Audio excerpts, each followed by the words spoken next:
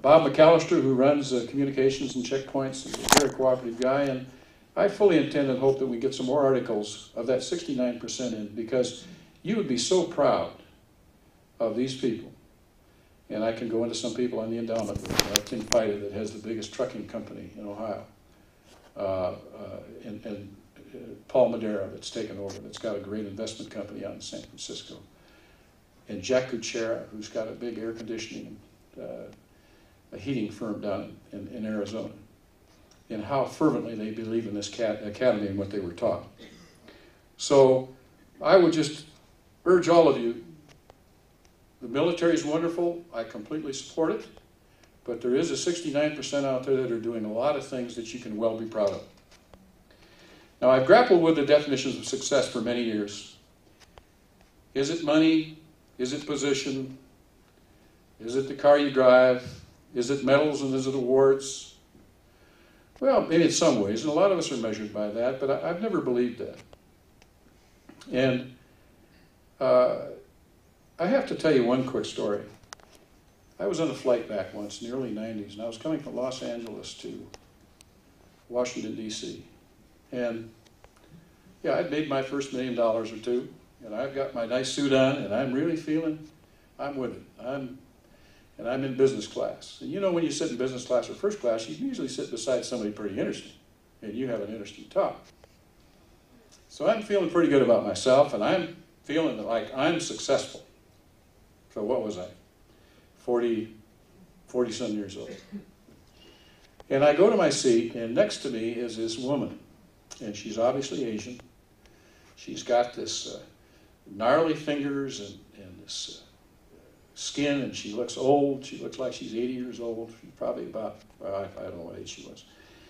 And I'm thinking to myself, this is going to be a hell of a trip. I got 5 hours next to this woman. She probably can't speak much English, and this is just going to be boring. So I said, well, forget about this. I'm just going to sit here and work on my business stuff. And I did. And my conscience started talking to me, and I said, you know, you ought to at least say something to her. Well, probably about of a 5-hour trip, 3.5 hours went by. My conscience finally went out, and I tried to talk to this woman. She didn't speak very good English. But as we talked and we were able to communicate, it turned out that she was a boat person that had escaped from Vietnam with her 3 sons. And her husband, they don't know what happened to him. He disappeared. This was in 1975. And she brought those 3 young children to Los Angeles, where one of the churches took her in. And she worked in the church as a cleaning lady. And then she got jobs outside of the church and eventually had an apartment. And she raised these 3 sons. The first son went to Caltech, became an engineer. The second son became a lawyer. I don't remember where he went to college. The third son, she was flying to Washington, D.C. to go to Johns Hopkins because her third son was graduating from medical school. Now, as we landed,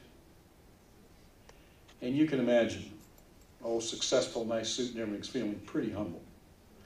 And I looked at this lady and I said, lady, you are more successful than I will ever be. So I don't have a definition of success. It's relative. But these are all issues that weigh into it. It weighs into success and humility.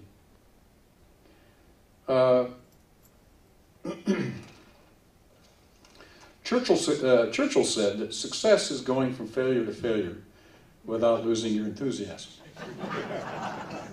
And this is good for the younger people, but it also affects us.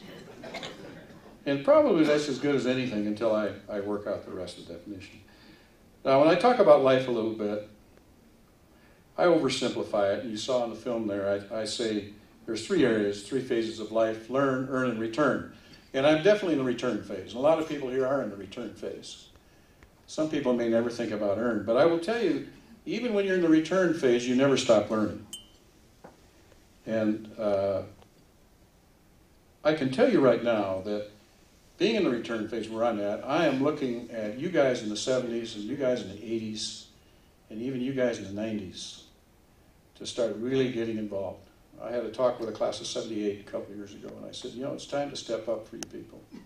And it really is. We have a lot of us 60 guys around, and some 59 guys still around. But I fervently hope that we can move the 70s and 80 guys and the 90 guys to think like we do and want to give back to this great institution. Step up and wear the ring. I have noticed over the years with a lot of people, they don't wear the Air Force Academy ring.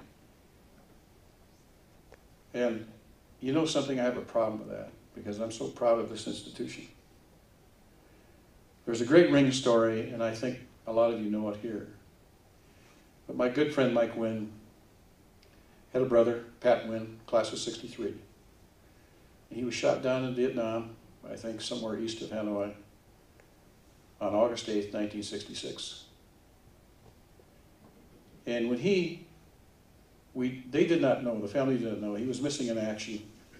Later, placed as killed in action. His wife remarried somebody else and moved on. 42 years later, in 2008, Mike got a call from somebody in Louisville, Kentucky that said, I have this ring, class of 1963, and on the inside of it, it says Patrick Wynn. Well, Mike was dumbfounded, and he immediately flew to Louisville to meet these people. It was tough to reopen the case for the wife because she'd remarried and moved on, and she asked Mike to take over. Mike got there, and the story unfolded that when Pat Wynn had bailed out and had hit the ground, he was still alive, but he was in bad shape. And in those days in Vietnam, you had guest workers from China, southern China, working there. And those guest workers, there was a Chinese man and a son that got to him first. And he was in bad shape, and they tried to nurse him and help him. And in fact, they took him back to the village. But shortly thereafter, the North Vietnamese came and they took him away. And Pat Wynn died shortly after that. But Mike and his family never knew the full story of what had happened. Now, when I talk about wearing the ring, a lot of pilots, as pilots do in Vietnam, you were not to wear your ring, but a lot of them took them and just put them in their flight suit. That's what Patrick Wynn did. It was in his flight suit. This Chinese man and his son took the ring before the North Vietnamese took him, and they took the ring and they held on to it. And it became a family secret. The Chinese were booted out of Vietnam. These farmers were forced to go back to China. They were there for many years. It was a family secret. They dared not tell anybody about this ring of this American. The father got quite elderly, and he told the son, which was grown now, he said, promise me one thing, that you will get this ring back to the family of that man. Hence, this young man had gone to work for a company there, and that company eventually had sent him to the United States for training, to Louisville, Kentucky. Secretly, he brought the ring. There was a fellow that had military experience working there. I think he was a vice president or something, and this Chinese man noticed that he was military, thought he could trust him. He told him and showed him the ring. These people were able to get a hold of Mike Wynn, and the ring, Pat Wynn's ring, came back after 42 years. This meant a lot to the family. Did it reopen some old wounds in that? Yes, but Pat has always been so proud of, Mike has always been so proud of his brother. So the ring is back. Pat Wynn was always proud to wear his ring, and even in combat. The epilogue to this story is the class of '63 has their own display of their chalices, and they have it over at Arnold Hall now. And everyone's deceased, it gets turned upside down. They're silver chalices. If you're still alive, of course, it's upside. But in the middle of that display at Arnold Hall, you should all go see it, sits a beautiful ring from the class of 1963.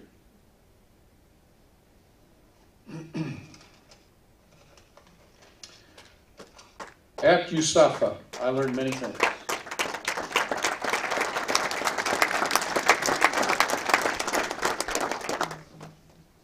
I learned many things at USAFA about myself, discipline, honor, leadership, this country, our Air Force, teamwork, loyalty, classmates, on and on. It left indelible footprints on me.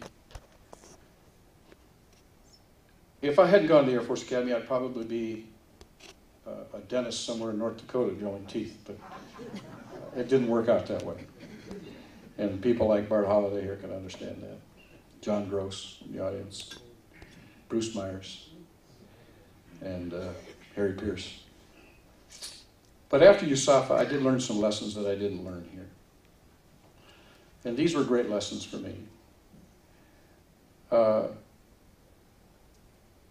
I worked for the Chief of Staff. I worked for a Secretary of Defense named Melvin Laird. I worked for a guy at the White House named Nixon.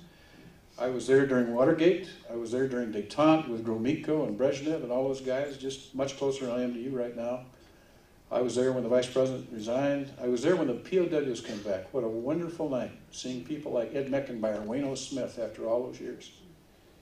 And Nixon's treated them fabulously that night.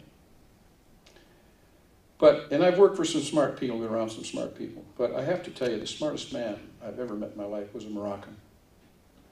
Years ago, I got involved with a Moroccan general. He'd saved the king's life in the 1972 coup attempt. His name was Mohammed Kabaj. His own F-5s attacked the aircraft, put 183 bullet holes in it. Then they kamikazed the aircraft, took out all the hydraulics, took out 2 engines, knocked off the vertical stabilizer. He was able to land the aircraft and save the king's life. But I've never met a man of this ilk in my life. He spoke 7 languages fluently. He was an expert in agriculture. He flew everything in the military, rotary and fixed wing. He flew all the airlines. He headed the airlines. He headed the Air Force, and he was the king's closest advisor. I was so lucky to be around a man like this. I have a scholarship program at the University of North Dakota in his honor. But I will have to tell you, from a humility point of view, and it was humbling for me, this was the smartest and most wonderful man that I had ever been around. You know, it's easy to be honest in this society because we reward honesty. We reward integrity. Do you think it's honest to be? It's easy to be honest in some of these other countries. What a challenge these people have. To meet a man in a country where honesty is not rewarded, it was just a wonderful. He was the king's go-between with the Saudi throne. He was the king's go-between with Saddam Hussein. He was the king's go-between with Assad in Syria. And he taught me about all these places and all these things, which was a wonderful benefit to me. And I can't tell you how wonderful it is, as an academy grad, the things we've seen, to have mentors, to have people that you can keep learning from, and have that kind of exposure. But it taught me true humility. I've just mentioned networking and how important it is. And, you know, the building blocks of happiness have little to do with resumes, and they have much more to do with connection. T. Thompson's written a very good paper on connection, and I hope that as graduates here, you can really believe in, trust, and participate and be involved in this graduate network. I learned that downward loyalty was just as important, if not more important, than upward loyalty. It's not a popularity contest in leadership. It's more about respect. But I learned that I had to give downward loyalty before I got upward loyalty in a lot of cases. I had to learn about gratitude. I was not taught that here. It's one of the greatest virtues, and it's the parent of many other virtues. And I'll bring up one other subject that I had to learn, and I learned it a little bit the hard way. Nobody ever taught me at the Air Force Academy about forgiveness. If you're going to be successful in your personal, your professional life, you have to learn to forgive. Doesn't mean you forget. My wife taught me this in part, but I had to learn forgiveness. Forgiveness is one of the most important traits of a leader. And I was asked today by this class, in question and answer, by this class of 2012, and they said, what did you learn the most? What, after you left here, what was the most important thing you learned after you left? And that was an easy answer for me. I had to learn forgiveness. And you know, it is really important if you can get yourself to do that and move on. One last story I'll tell on my friend Mike Carnes. Mike Carnes has been a great mentor to me. He's been a great example. He's a person that I really admire. If it wasn't for him, I wouldn't have gotten out of the Air Force, because he was the aide to the chief, and he recommended me to a company called Flight Safety International to get in the simulation business. But Mike has been a mentor to me for a lot of years, and I hold him in the utmost respect. Mike lives on the West Coast. He lives in the Monterey Peninsula. And he told me the story years ago, and he might not even remember this. But he goes to the Monterey Country Club, And when he goes to the Monterey Country Club, there's this group of octogenarians that sit around. Kind of like Randy's heading for, okay, with his group. They can't play golf anymore. They can play cards a little bit, and they tell stories, and they might still smoke some cigars. And Mike got to know these fellows, and one day he asked all of them, he said, you know, at this stage of life, what do you miss the most? What one thing would you miss the most? And he said, almost to a man, they gave him the same answer. It was one word, and that word was affection. Affection. Think about that word. If it's not in your life, try to put it there. I have a wife, I lay there at night, we might be mad, but that foot comes over underneath the blanket in the middle of the night. Or I sit at the table, and that hand comes over. And I wish all of you that you can have that. If you don't, please try to have that. Now, I know I don't sound like a warrior here, but there are some things I learned after I left the academy. In finality, and I'm sure you're happy to hear me say that, I accept this distinguished award with great humility, in spite of gold in my ear, not only on behalf of myself, but also on behalf of my great wife, Millie, and she's a great wife. I've got 4 wonderful kids, Casey, Ashley, Leslie, and Zachary, that mean the world to me. I've got great parents that are both still alive at 90 years of age. I've got wonderful friends like Reese Nielsen, Eddie Shirley, who actually sponsored this thing, Mike Wynn, Tom Markham, Hans Mew, my friend from Hollywood that got here at about 9 o'clock tonight, Dave Anzuris, he missed a flight and still came. Nelson Carey, I've known for years. Mike Carnes, that I've mentioned. I can go into a whole series of others, Randy, Jane, others that are here. But they are so meaningful to me in my life. And I accept it on their behalf, and behalf of my 1966 classmates that I shared so many things with. And with those of you who have made this institution the symbol of honor and integrity that it is. I have worn the ring, I have worn this ring every day since I graduated. Thank you.